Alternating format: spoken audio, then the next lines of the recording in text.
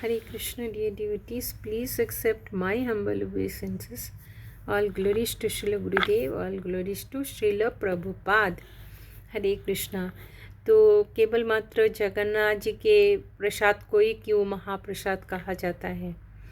क्योंकि आप सब जानते हैं कि नारद मुनि जी बहुत सालों तक तपस्या किया था वैकुंठ में जाके लक्ष्मी माता की। तो जब लक्ष्मी माता ने नारद जी से कहा, वत्स नारद, अभी तो तुम्हारे सेवा से मैंने संतुष्ट हुआ हूँ, तुमने मेनियल सर्विसेज किया है मेरे लिए, कपड़ा धोने से लेकर सब कुछ किया है, झाड़ू देना, तुम क्या चाहते हो वत्स? तो नारद मुनि जी ने कहा कि हे माते, अगर आप प्रसन्न होते हैं तो मुझे आप भगवान श्री नारायण की भोक्तावशेष यानी कि उच्छिष्ट मुझे प्रदान कीजिए। तो तभी लक्ष्मी माता बहुत उदास हो जाती हैं, बहुत चिंतित हो जाती हैं, क्योंकि कुछ ही दिन पहले ही श्री नारायण ने कहा था लक्ष्मी माता को, मेरे उच्छिष्ट किसी को मत देना। लेकिन नारद मुनि कहा था मैं जो मांगो आप देंगे। तो माता लक्ष्मी ने बोला था हाँ वत्स, तुम मांगो, मैं तुम्हें ज़रूर दूंगा। तो अभी भगवान श्री नारायण जी दोपहर में भोजन के लिए आए तो माँ लक्ष्मी पंखा कर रही थी, लेकिन बहुत उदास थी। तो प्रभु श्री नारायण को अच्छा नहीं लगा, क्योंकि जब हस्बैंड प्रसाद ग्रहण करते हैं तो पत्नी अगर बातचीत ना करे, प्रसन्न ना हो, अच्छा नहीं लगता है। तो उनकी समस्या सुने तो प्रभु श्री नारायण ने कहा माता लक्ष्मी को, मैं जब दूसरी ओर देखूंगा तो तुम चुपके से मेरा थाली हटा लेना। और इस तरह लेके उन्होंने नारद मुनि को प्रदान किया और नारद मुनि बहुत ही प्रसन्न चित्त से महाप्रसाद ग्रहण किया है।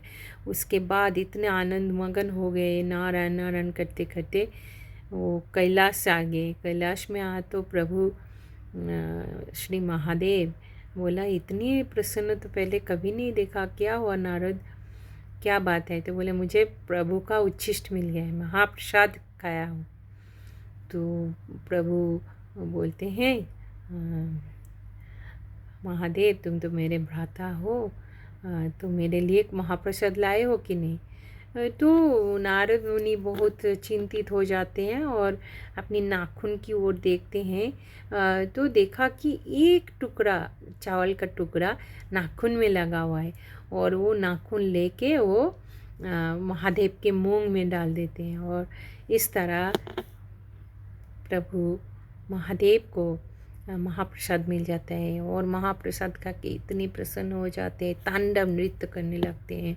प्रलय के समय जैसे तांडव, तो लक्ष्मी माता आ जाती है, क्या समस्या क्या है, अभी तो प्रलय का समय नहीं हुआ, तांडव नृत्य की शुरुआत। तो जब आते हैं क्यों ऐसा कर रहे हैं? बोले मुझे महाप्रसाद मिला है। तो बोले आप तो मेरे स्वामी हो, अब मेरे लिए महाप्रसाद नहीं रखे हो? बोले महादेव ने कहा तुम महाप्रसाद पाने की योग्य नहीं हो। तो ऐसा सुन के माता लक्ष्मी भयंकर क्रोधित हो जाती है और घोरतर तपस्या करने लगते हैं प्रभु श्री नारायण का। और इतनी क्रोधित हो जाती हैं तो सारे तीनों लोक में उत्ताप बढ़ने लगता है और त्राही त्राही मच रहा है सारी वो जीवात्मा को। कि तब भगवान श्री नारायण स्वयं गरुड़ में बैठ के कैलाश आते हैं। और सॉरी, ये माता लक्ष्मी नहीं, हाँ लक्ष्मी देवी तो महाप्रसाद दिया था। उच्छिष्ट खा के जब माता पार्वती ने तपस्या किया है कि मैं महाप्रसाद पाने की योग्य नहीं हूँ, इतना तपस्या करने लगे, तो स्वयं नारायण को आना पड़ा और बोलते हैं माता पार्वती तुम्हें जितना चाहिए मैं महाप्रसाद दूंगा। तो माता पार्वती ने कहती हैं मैं मुझे नहीं, मेरे सारे संतान को भी महाप्रसाद खिलाना चाहता हूँ। तो बोले जितना चाहे आप ले लो। तो बोलते मेरे सारे संतान का मतलब होता है जितने 84 लाख योनि में जितने प्राणी हैं सब के लिए। तो भगवान श्री नारायण तथास्तु कहा है। तो बोले जब मैं चतुर्भुज रूप में जब मैं प्रकटित होऊंगा पुरुषोत्तम क्षेत्र में, तब तुम बिमला के नाम से मेरे मंदिर के पास ही विराजमान होगे और मुझे 56 भोग जो भी भोग चढ़ाया जाएगा, मुझे मेरा भोजन के बाद तुम्हें वो प्रसाद चढ़ाया जाएगा। इस तरह ये महाप्रसाद बनेगा। तो इसीलिए जगन्नाथपुरी में क्या होता है, जो 56 भोग बनते हैं पहले प्रभु श्री जगन्नाथ को चढ़ाया जाता है।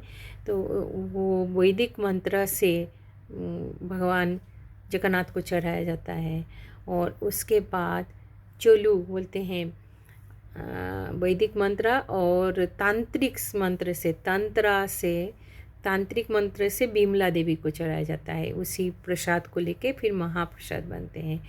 तो प्रतिदिन क्या होता है, भोग चढ़ाने के बाद पांडा क्या करते हैं, हाथ में ऐसे जल लेके चोलू बोलते हैं, हाथ में जल लेके जब देखते हैं प्रभु श्री जगन्नाथ की छवि अगर इस जल में दिखाई दे तो इसका मतलब है प्रभु जगन्नाथ इस भोग को एक्सेप्ट किया है। अगर चोलू में भगवान की प्रतिछवि नहीं दिखता है तो वो 56 भोग को फेंक दिया जाता है, ज़मीन के नीचे गाड़ दिया जाता है। फिर से नवीन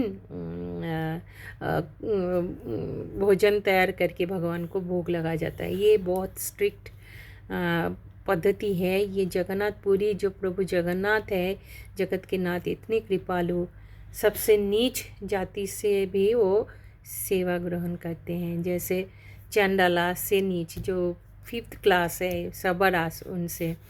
तो इस तरह बिमला देवी जब प्रभु श्री जगन्नाथ के प्रसाद को ग्रहण करने के बाद वो महाप्रसाद बन जाता है। इस तरह इसको महाप्रसाद कहते हैं।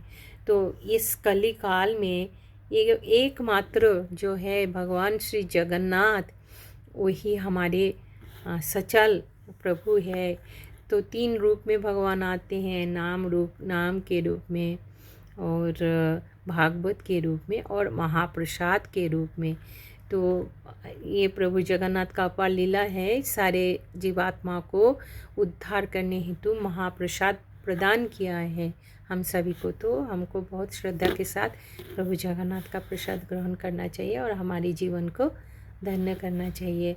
प्रलय सब जय जगन्नाथ प्रभु, जय जगन्नाथ स्वामी की जय। हरे कृष्ण कृष्ण कृष्ण हरे हरे, हरे राम राम राम हरे हरे।